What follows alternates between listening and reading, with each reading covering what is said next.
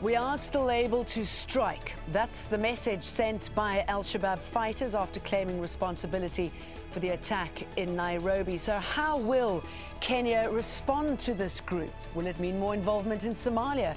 And what is the regional fallout? This is Inside Story.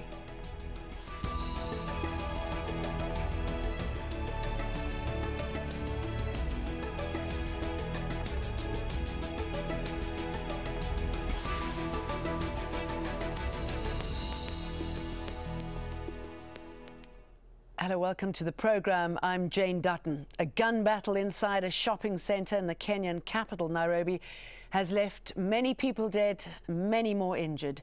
24 hours later, an operation to secure the Westgate Centre, one of the city's most exclusive shopping malls, is ongoing. An unknown number of hostages are still being held. The Somali group al-Shabab say they are responsible. Let's take a quick look at who they are. Its full name is Harakat al-Shabab al-Mujahideen, or the Movement of Jihadi Youth. It was formed in 2006 as an offshoot of the Islamic Courts Union, a religious alliance which controlled large parts of Somalia before being driven out. With as many as 9,000 fighters, al-Shabaab has since fought a succession of foreign forces in Somalia from Ethiopia, Kenya and Uganda. Ahmed Addo has this report. The attack in Nairobi is one of the biggest al-Shabaab has carried out outside Somalia. It could not have come at a more improbable time. The territory al-Shabaab controls in Somalia is shrinking. The group has also just emerged from a leadership struggle. Al-Shabaab's shadowy leader, Ahmed Abdi Godane, who goes by the title Emir, managed to realign the group's leadership and consolidate his power by killing some of his main opponents. Al-Shabaab first emerged as a violent offshoot of the Union of Islamic Courts, which took control of Mogadishu in 2006. At the end of that year, Al-Shabaab fighters unsuccessfully fought Ethiopian troops who had invaded Somalia to back the weak interim government. After its defeat at the hands of the Ethiopian troops, the group went underground and waged a bloody insurgency against the government and Ethiopian troops. It's during this time that the group swore allegiance to al-Qaeda and stated its real aim. We will establish Islamic rule from Alaska and Chile to South Africa, Japan, Russia to Solomon Islands, and all the way to Iceland. Be warned, we are coming. Al-Shabaab also implemented a strict form of Sharia or Islamic law in areas under its control. In 2009, Al Jazeera filmed the first evidence of the existence of the foreign fighters bolstering al-Shabaab's ranks. Nobody is now saying that al-Shabaab is exclusively a Somali phenomenon. It is largely now seen as a terror organization with affiliation and, recruits everywhere. In 2011, Kenya sent its troops to Somalia to fight al-Shabaab. It was the first time the Kenyan troops went to war. A year later, facing thousands of Kenyan and Somali government troops and the occasional suspected American drone strike, al-Shabaab fled the port city of Kismayo, its biggest source of revenue. The group has since hit back with unconventional tactics such as car bombs, suicide attacks, and roadside bombs. The Kenyan leadership say there will be no let-up in the fight against al-Shabaab, both inside and outside its borders. Mohamed Addo, Al Jazeera.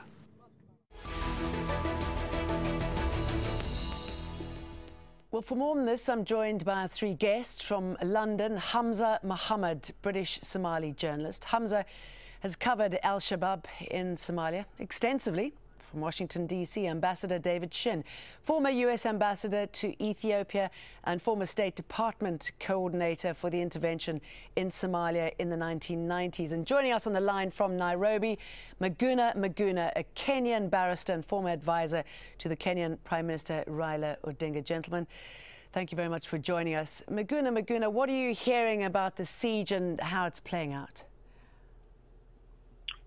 Well, regrettably, the siege is still ongoing. The latest report is that the terrorists have occupied and taken over 2 floors of the Westgate Mall, the 4th and the 5th floor. They still have hostages. The estimation is about 50 hostages. The terrorists are estimated between 10 and 15 in number. I understand there are both female and male terrorists. The situation is quite dicey because even though the tactical security teams have taken over most of the building and they are saying that the situation is under control, but they have not neutralized the terrorists and there are still hostages held. And it is very dicey because no one knows whether they have wired the floors where they are occupying. Nobody knows how many exactly are dead on those floors, how many are injured. Nobody knows the kind of weapons they are having. Nobody knows whether these are people who are ready to die or they can easily be neutralized and arrested without any more bloodbath. Already about 60 casualties have been reported. This is dead people out of the mall, and about 200 seriously injured are currently hospitalized. And obviously this situation, excuse me interrupting you, is likely to change by the time we do go to air, and obviously we're hoping for a swift resolution to this. Are you surprised that the government was taken by surprise? Yes and no. I mean, no, I start with no because there is no country in the world that can secure every single building, every single infrastructure and facility. Even the United States, the only superpower, cannot do it. Israel, which has been involved in, incursions with the Palestinians, cannot do it. I wouldn't have expected Kenya, which has much less sophistication, firepower, and well-trained security forces to have done it. But yes, in the sense that it's taken too long before a final resolution. And the number of people that were involved with automatic weapons and the ease with which they entered the building and started shooting without any of them going down, that is a surprise, given the prestige of the facility they took over. Hamza Mohammed, you know al-Shabaab. You've spent a lot of time with them, a lot of time researching them. What do you make of this attack and the message that they're trying to get across? To answer that question comprehensively, I think we need to go back to before Kenyan troops went into Somalia. Just before we came on air, I spoke to al-Shabaab commanders. They were really angry at what they see as a broken working relationship, as they put it, between them and the Kenyan government. Before 2011, before the Kenyan forces went into Somalia, al-Shabaab controlled almost all the towns bordering Kenya and Somalia. At that time, that region of Kenya was very peaceful, and I think it's well documented that the town of Garissa, which now sees curfews and assassinations and even roadside bombs, was one of the most peaceful towns in Kenya. There was that relationship, but what al-Shabaab commanders say is Kenya was at the same time planning to attack them, as was shown by the cables leaked by WikiLeaks. At the same time telling them that everything was okay, as long as you don't interfere or do anything in Kenyan borders, we would not attack. So al-Shabaab see this as a reaction to what they see as a Kenyan action, Kenyan forces invading Somalia. So to see what happened, what's going on in Nairobi, you have to go back and look at how this al-Shabaab were controlling most parts of the border towns, and yet the Kenyan towns at the border were very peaceful. Also, you need to look, this is the first attack in Nairobi that al-Shabaab have claimed. All those attacks that previously the Kenyan government said were carried out by al-Shabaab, al-Shabaab never used to claim responsibility. So why did al-Shabaab came out yesterday and claim responsibility? I think that is something that would come out in the coming days and hours. David Shin, what are your thoughts? You've been involved in Somalia too. You've represented Ethiopia, or you've certainly been part of the diplomatic maneuvers alongside Ethiopia. What do you make of what's happened and the modus operandi of al-Shabaab? Well, first, I would suggest that more than a dozen attacks that have taken place inside Kenya in the last 2 years have probably been carried out by al-Shabaab. Whether they acknowledged complicity or not, the evidence would suggest that. So this is not, in my view, the first attack by al-Shabaab inside Kenya. It's simply by far the biggest one. As far as a peaceful area inside Kenya prior to the Kenyan forces entering Somalia, that's only partly true. It was certainly more peaceful than it is today, but there were attacks on foreigners inside Kenya before Kenyan forces went into Somalia. And that's one of the reasons they went in, because it was harming the tourist industry in Kenya. So there was a lot going on before the Kenyan forces went in. As far as what this means for the current situation of al-Shabaab, it does show that they're very good at attacking a defenseless civilian location, and can do so with very committed people, can do so effectively. And as a result, they can get an enormous amount of publicity in the international press. But it also shows their weakness. They attack a civilian facility in Kenya because they are not capable of attacking the African Union forces inside Somalia, nor are they capable of attacking the Kenyan forces inside Somalia. So they go to an easy target, and that they can do. Do you agree with that, Hamza? Not entirely. If we look at the number of attacks carried out by al-Shabaab in Kismayo, the biggest city the Kenyan forces control, almost every night there are al-Shabaab attacks, not as big as the one we see in Nairobi or the ones that we see often in Mogadishu. If you look at the number of attacks just in the last 6 months, there have been more than 6 big incidents of al-Shabaab attacks in Mogadishu.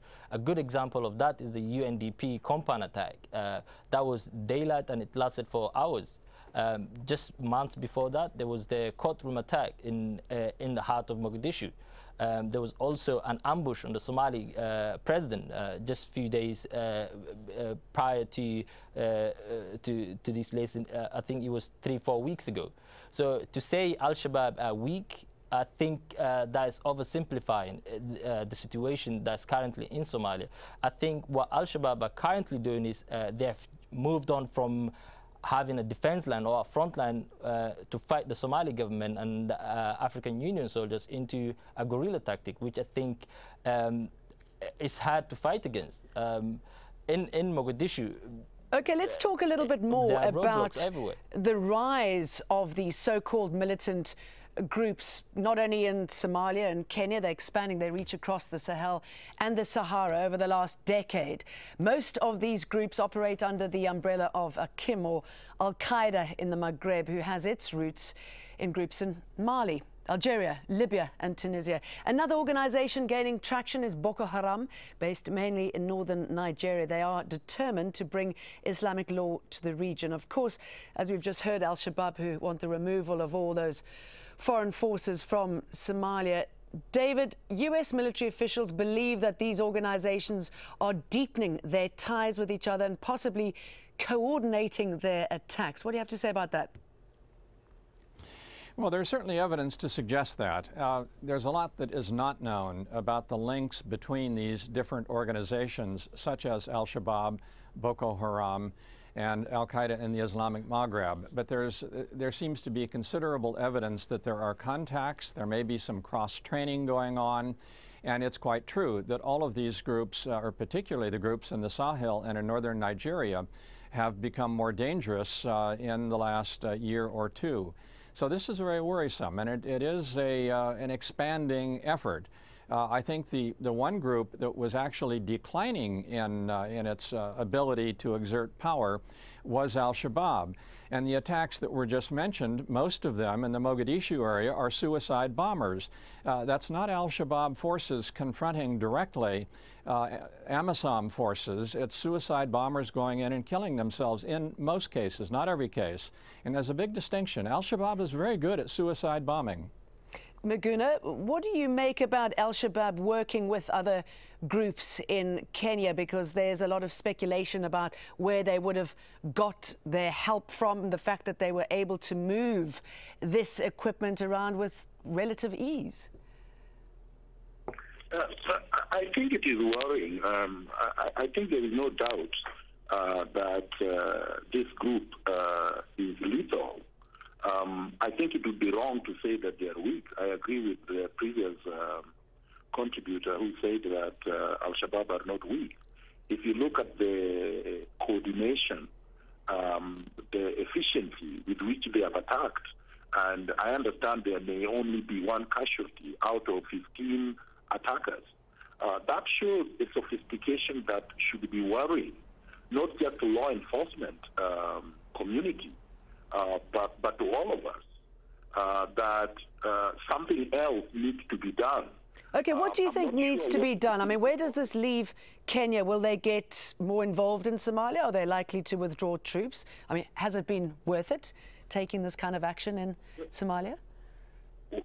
You see, it's a very difficult situation for Kenya, because if Kenya were to withdraw now because of this kind of attack, then obviously I would agree with David. It would show it would be a signal to al-Shabaab that they are winning, and I don't think that should be done. I think that picking up and running is not the strategy of fighting terrorism. Okay. I think that Kenya and all the other forces in Somalia should be able to eliminate all the insurgents in Somalia. I'm going to bring in David. You were the former State Department coordinator for Somalia during the international intervention in the early 1990s. Obviously, the U.S. suffered an awful experience in Mogadishu. Is there any chance, if Kenya were to ask, for the U.S. to get involved, to move in on some of the groups in Somalia, to move in on any of the other groups around the rest of Africa? You're asking whether the U.S. might move in or might use forces in that area? No, I think the chances of that are virtually non-existent. But I would suggest that what the Ugandans did after the attack in Kampala in July of 2010 was to significantly speed up and increase their activity in Somalia, to send more troops in to deal with al-Shabaab. Now, I have no idea what Kenya will do, but I think the Ugandans were fairly successful in what they accomplished. I've always argued that the sooner the Kenyans leave Somalia, the better, as soon as it's possible to do that. The timing now is very bad for doing that. It would send the wrong message. But it is important that the Kenyans do leave Somalia as soon as it's feasible to do that. But I don't see the United States or any other Western country sending forces into Somalia. If they don't, Hamza, are we likely to see new terrorist threats emerging in Africa as we see the rise of these groups? I think you only need to look at Kenya in the last 5 to 10 years. Now in Kenya, you have Mombasa Republican Council that's closely linked to Al-Shabaab. Within Al-Shabaab, one of the well-known faces in Al-Shabaab is a Kenyan national. So within Al-Shabaab, you have all these fighters from other backgrounds other than Somali. Al-Shabaab is not just a Somali group. They see themselves as an international jihadi organization that welcomes anyone who is willing or to conform to their beliefs or ideology. So within Kenya, there's already these groups that are very sympathetic or openly support Al-Shabaab. So I think Kenya have made the decision to go into Somalia, and I don't see Kenya withdrawing from Somalia anytime soon, and I don't think Al-Shabaab expect Kenya to withdraw tomorrow from Somalia too. David, do you think the Arab Spring, the fall of Libya, the fact that the region is awash with arms is playing into this? Well, it certainly is in terms of the Sahel region. I don't think it has that much impact on what's going on in Somalia because of the distance factor and the simple fact that Somalia has always been awash in arms. They don't need any additional arms from Libya. There are plenty already there. So I think the Arab Spring issue, you have to dissect it sort of region by region. Northern Nigeria, Sahel area has a very major impact. Somalia, not so much. And what makes it so hard to fight these groups is that they all are prepared to die for their cause, aren't they? Well, certainly enough of them are willing to engage in suicide bombing attacks or go in and attack a completely undefended civilian mall in Kenya. Yes, they are willing to do that, and that is obviously very worrisome. You do not, however, see the leaders of al-Shabaab giving up their lives. They are not the suicide bombers. They recruit young people to do that, both Somalis and non-Somalis. And indeed, a fair number of the suicide bombers have been non-Somalis. So there's a big distinction to be made between the leadership and the people they're able to recruit, usually very young people who can be convinced to engage in this kind of asymmetrical activity. And they're very good at asymmetrical activity. They're not so good, and I would still argue that in dealing with a professional combat force like AMISOM or the Kenyan forces, they're relatively weak. Yeah, Hamza, I mean, that certainly plays into this situation, the fact that it's growing in so many parts of Africa, the social and economic situation in individual countries. I think the idea of al-Shabaab being unprofessional or not able to stand to professional military force like AMISOM or the Somali government forces is not the true picture. If you look at some of the things that they do and the amount of planning that goes into these attacks that they carry out, I think they are very professional, they are very organized, and I think to assume it's young boys who have been brainwashed that cannot think on their own. Some of these al-Shabaab fighters are educated in the West. They have left cities like London, Toronto, Minneapolis, and they went to the same education system as anyone in London or Toronto. So I think to say al-Shabaab are young kids who've been brainwashed, it's not the full picture. I think it is, they are very, I think they buy into the ideology that this is jihad and paradise, and there's a bigger picture for them in it. In terms of weapons, I think you need to look at the borders. Kenya and Somalia have a long, porous border. They have borders with Sudan. They had a long war going on. You also have the border communities with Ethiopia, where automatic weapons are commonly used by pastoralists. So to carry out an attack like the one that we see going on currently in Nairobi with automatic weapons, I think the weapons are widely available in certain border towns in Kenya. David Shin, Al-Shabaab after the strike said that we are still able to strike, and they clearly are going to continue doing this if they are able to. Have you been able to establish any sort of information where it might be next? No, I clearly, obviously, don't have any knowledge at all as to where they might strike next. I don't doubt for a moment that they have the capacity to continue these kinds of strikes. I would like to clarify one point that Hamza made. When I'm talking about the young Somalis who are, in effect, convinced that suicide bombing attacks are a good thing for them, I'm referring just to those people who are the suicide bombers. I'm not talking about the leaders of al-Shabaab. They're smart enough to know not to engage in becoming a suicide bomber. I would agree that al-Shabaab is well organized. It has in the past been well financed, but it does have other imperfections, including a leadership division that may or may not have recently been resolved. And let's end with that and the fact that the situation on the ground is still ongoing. Thanks very much to my guests, Maguna, Hamza Mohammed and Ambassador David Shin. And thank you very much for joining us on this edition of Inside Story. If you want to, you can send us your feedback. We'd appreciate that. Just email your thoughts to us at insidestory@aljazeera.net. Thanks very much for watching.